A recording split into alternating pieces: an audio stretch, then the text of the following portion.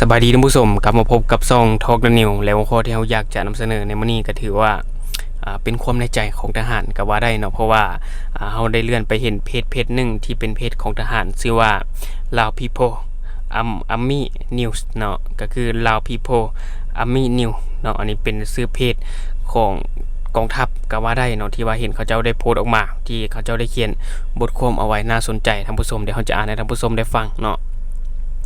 ซึ่งเมื่อเว้าถึงอาชีพทหารหลายคนอาจจะคิดว่าเป็นอาชีพที่สนุกสบายเพราะคิดว่าสมัยนี้บ่มีสงครามแล้วเนาะเพียงแต่ว่าเปลี่ยนกันเฮ็ดเวียกอยู่กรมกองกับผันเปลี่ยนกันยามเวรเท่านั้นเนาะแต่ท่านฮู้บ่ว่ามีกำลังทหารจำนวนบ่น้อยต้องสมัครใจจากครอบครัวคนฮักเพื่อไปเฮ็ดหน้าที่อยู่เขตทุรกันดารห่างไกลซอกลีกเนาะมีบางมื้อต้องย้อนฝนตากแดดบางคืนก็บ่ได้หลับบ่ได้นอนเนาะเฮ็ดเวียกทั้งเว้นทั้งคืนติดตามเพื่อป้องกันการเคลื่อนไหวของกลุ่มคนบ่ดีท่านผู้ชมและก็การค้ายาหรือว่าการค้าขายแบบผิดกฎหมายหรือว่าการลักลอบเข้าเมืองแบบผิดกฎหมายเนาะและอื่นๆที่เป็นปัญหาปรปักษ์ของประเทศชาติท่านผู้ชม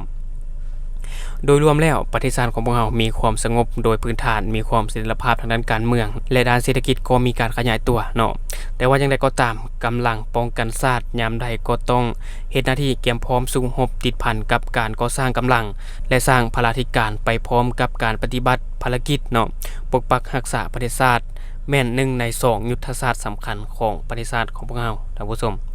พรรคประชาชนปฏิวัติลาวได้นำพาชี้นำโดยกงเด็ดขาดและรอบด้านต่อกำลังป้องกันชาติป้องกันความสงบปัญหาที่เป็นใจกลางต้นต่อแม่นเอาใจใช้ศึกษาอบรมให้พนักงานนักรบมีความหนักแน่นทางด้านการเมืองแนวคิดเข้มแข็งด้านการจัดตั้งเป็นกำลังที่จงรักภักดีบริสุทธิ์ซื่อสัตย์ต่อชาติต่อพรรคต่อประชาชนและอุดมการณ์สังคมนิยม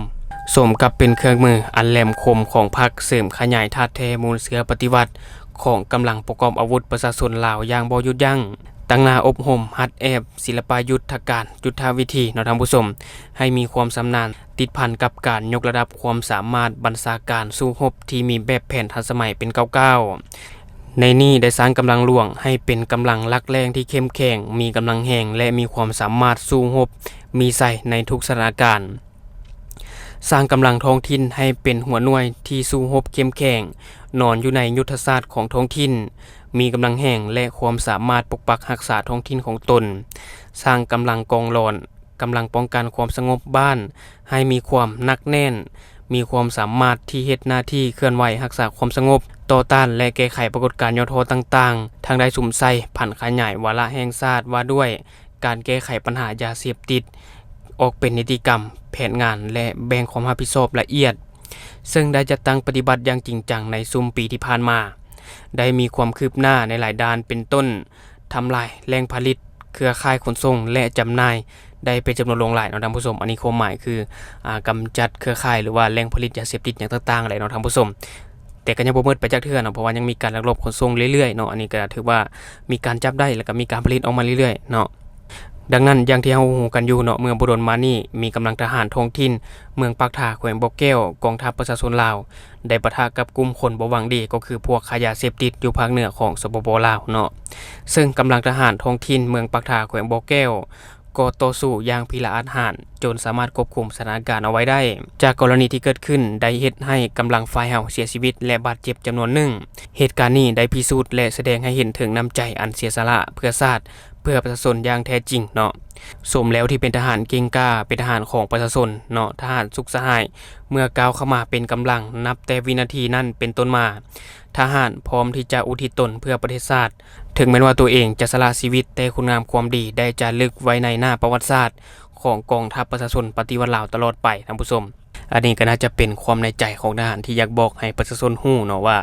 ทหารพร้อมที่จะเสียสละหรือว่าเสียสละชีวิตตัวเองเพื่อประชาชนเพื่อประเทศชาติได้ทุกวินาทีเนาะท่านผู้ชมเพราะว่าทหารแน่นอนแหละเป็นหัวป้องกันประเทศท่านผู้ชมเนาะป้องกันประเทศจากสิ่งที่บ่ดีที่จะมาฮุกฮานเนาะแน่นอนทั้งหมดทหารก็ต้องได้ออกไปสู้รบเพื่อปกป้องประเทศชาติแม่นบ่ท่านผู้ชมบางคนรุ่นใหม่อาจจะคิดว่าเข้าทหารไปแล้วจะสนุกสุขสบายแบบคิดว่าจะบ่มีสงครามแล้วแต่ มันก็บ่มีหยังแน่นอนเนาะท่านผู้ชมเพราะว่าในช่วงที่ผ่านมาก็อย่างที่ท่านผู้ชมเห็นมันเกิดปรากฏการณ์หลายๆอย่างเนาะอย่างที่เราวปะทะกับกลุ่มยาเสพติดอยู่ที่เขื่องบ่อแก้วถ้าหากว่าเราสังเกตเบิ่งในประเทศอื่นๆในทั่วโลกก็เกิดมีสงครามขึ้นเรื่อยๆเนาะบ่ว่าจะอยู่ในอินเดียหรือว่าอินเดียกับปากีสถานเนาะแล้วก็ทหารกะเหรี่ยงแล้วก็กับพม่าหรือเมียนมาเนี่ยแหละเนาะท่านผู้ชมแล้วก็ยังมียูเครนกับรัสเซียก็ถือว่ายังเกิดขึ้นเรื่อยๆท่านผู้ชมโอกาสที่จะเกิดสงครามโลกครั้งที่3มันก็มีอยู่เนาะอย่าคิดว่าคนรุ่นใหม่คิดว่าจะเข้าทหารเพื่ออยากเป็นเอาหน้าสิบ่ได้เนาะท่านผู้ชมต้องคิดให้ดีว่าเข้าทหารไปก็คือเพื่อไปรับใช้ประเทศชาติเนาะท่านผู้ชมเนาะและนี่ก็คือข้อมูลเล็กน้อยที่เราเก็บมาฝากท่านผู้ชมในมื้อนี้สำหรับท่านผู้ชมคนใด